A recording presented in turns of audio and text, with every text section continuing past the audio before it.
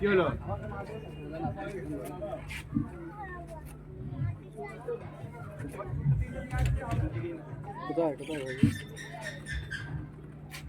বন্ধু, ওই রকম ভাবে পানি পান করতে নেই।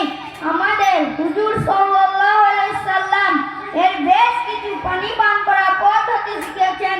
1 নম্বর, ডান হাত দ্বারা পানি পান করা। 2 নম্বর, বসে পানি পান করা। 3 নম্বর, দেখে নিয়ে পানি পান করা। 4 নম্বর, বিসমিল্লাহ পড়ে পানি পান করা।